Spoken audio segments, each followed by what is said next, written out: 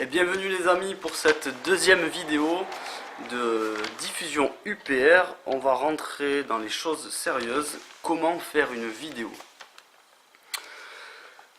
Alors pour faire une vidéo, c'est pas compliqué. Forcément, il y en a parmi vous qui savent très bien faire cela. Mais il y en a qui ne savent pas le faire. Alors je m'adresse principalement à ces personnes.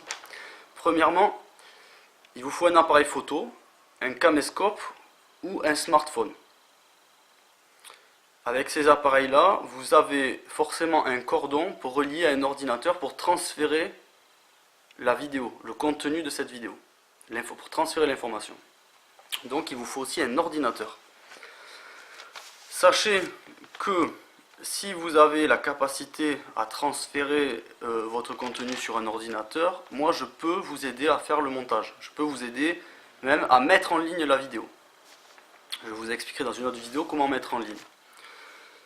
Le deuxième point important, c'est d'avoir un pied, un trépied ou un support à hauteur.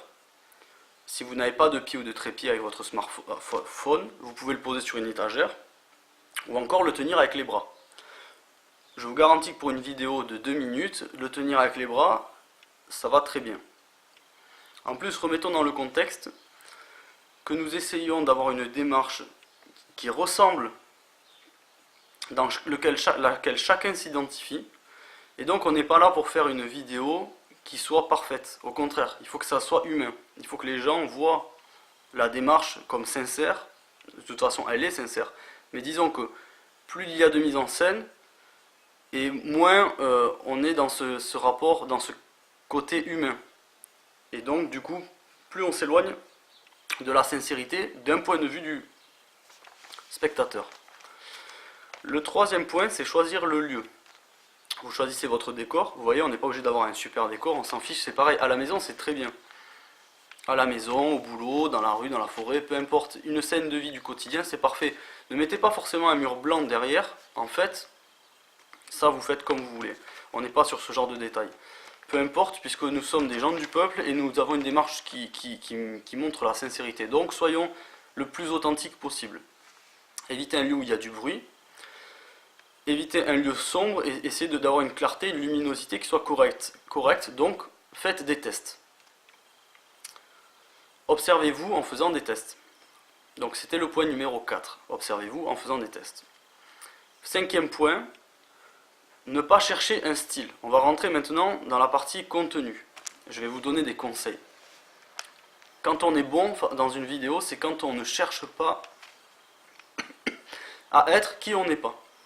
Vous avez peut-être l'idée de Nagui qui présente des vidéos, mais vous n'êtes pas Nagui. Et dès que vous allez essayer d'être Nagui, ou Patrick Sébastien, ou François Asselineau, vous allez forcément, il va y avoir un décalage, et ça va se voir. Donc, gardez votre parler, vos fautes de grammaire et de langue, gardez votre personnalité le plus possible. Je vais vous donner des conseils pour garder sa personnalité.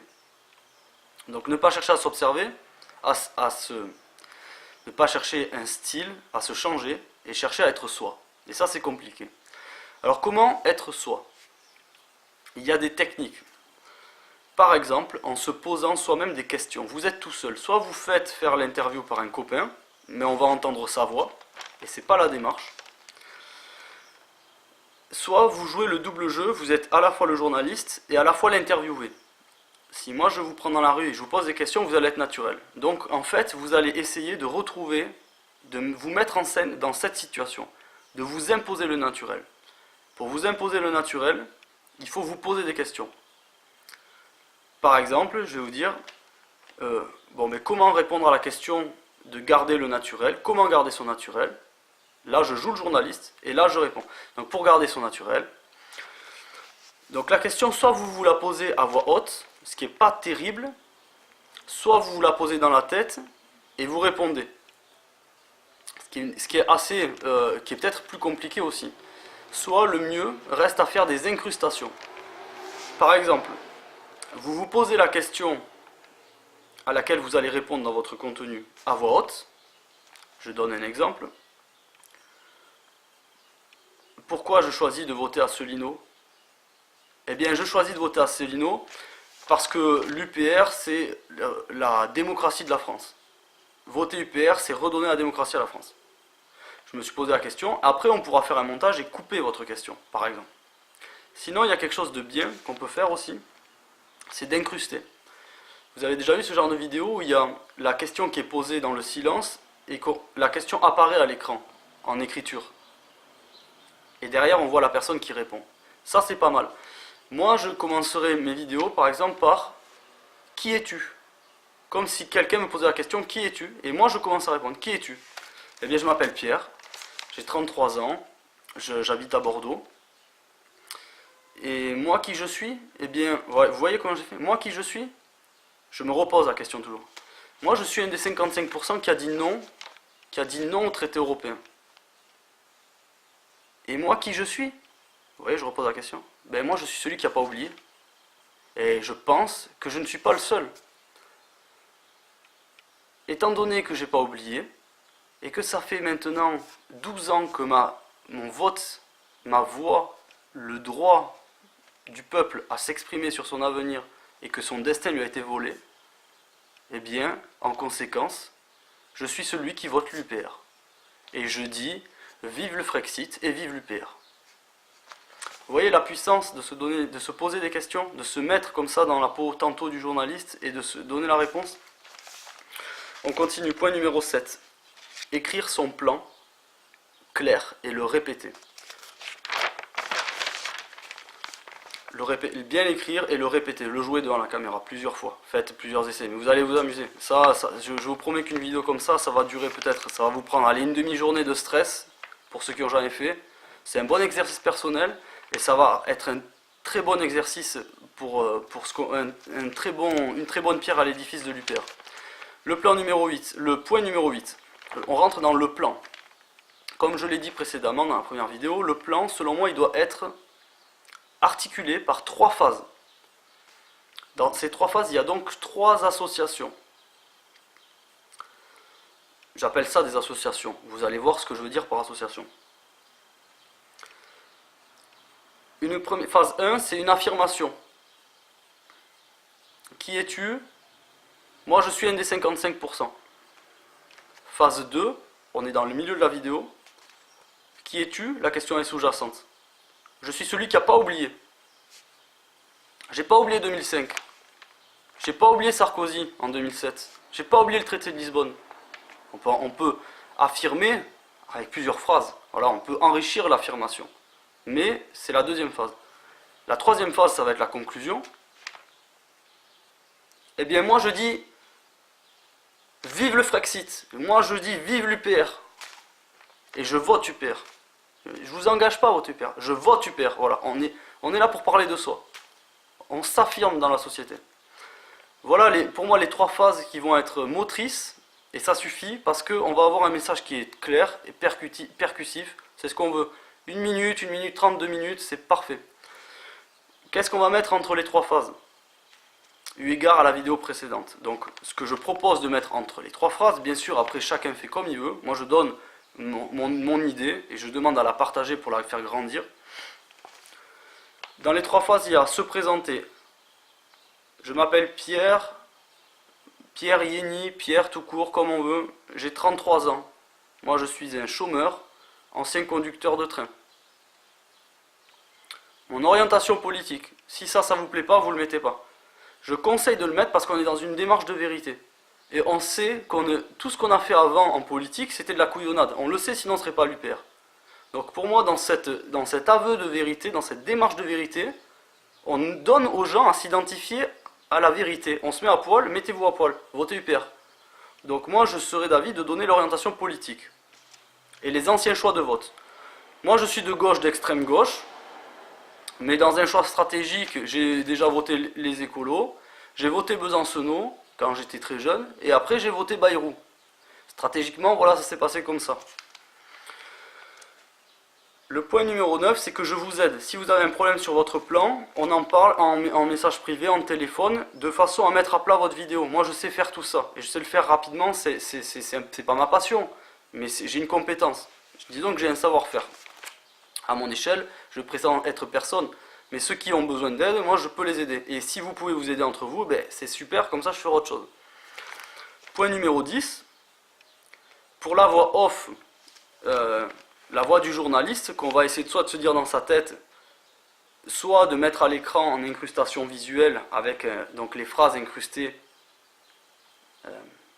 écrites, les phrases écrites dans la vidéo, ou un plan noir avec écrit noir sur blanc la question.